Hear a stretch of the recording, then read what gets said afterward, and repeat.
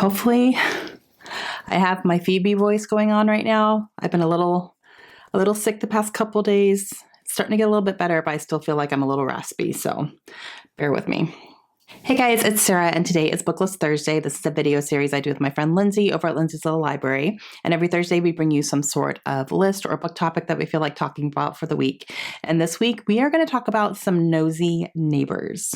These are books that have an element of neighbors or maybe the main characters that are nosy and wants to know everybody's business and gets involved and gets obsessed and has to know all the things.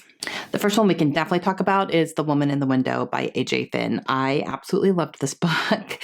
And this one involves the main character. She is reclusive. She does not really leave her house at all. She is an alcoholic.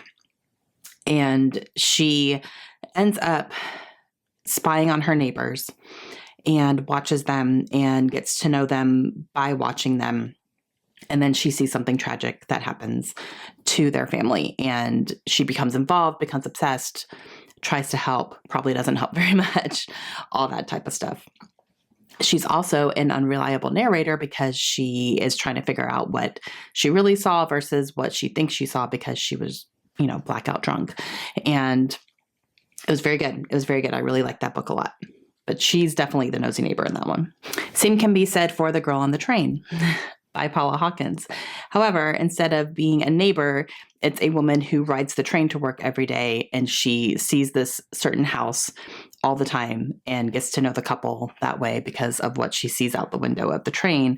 And same kind of premise where something tragic happens, she thinks she sees something, and then she becomes involved in it as well. So she is also the nosy one. She is also an alcoholic. There's a pattern here, guys. Probably say the same thing about The House Across the Lake by Riley Sager, even though I haven't read that one yet, but I know that's kind of the basic premise too, but it's at a lake house. There's a formula going on. Okay, let's talk about actual neighbors versus the main characters. Finley Donovan is Killing It by El Casamano. Finley has a nosy neighbor to the point where if something is going on, she will go over to this neighbor's house and kind of let her know what's going on so she doesn't draw her own conclusions because she knows that this neighbor is going to be watching. And she knows that she's going to come up with her own theory about what's happening at the house and start telling everybody. So yeah, it's kind of funny. The next one I have is The Neighbor's Secret by L. Allison Heller. This is one that actually involves a book club. And I'm using that term very loosely because it's not really a book club.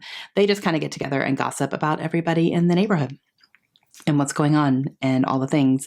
And this one was a fun read when I read it. And it's definitely, how well do you know your neighbors, all the secrets, all the gossip, all the wrong conclusions, and all that kind of stuff. So it's almost like a whole neighborhood of nosy neighbors.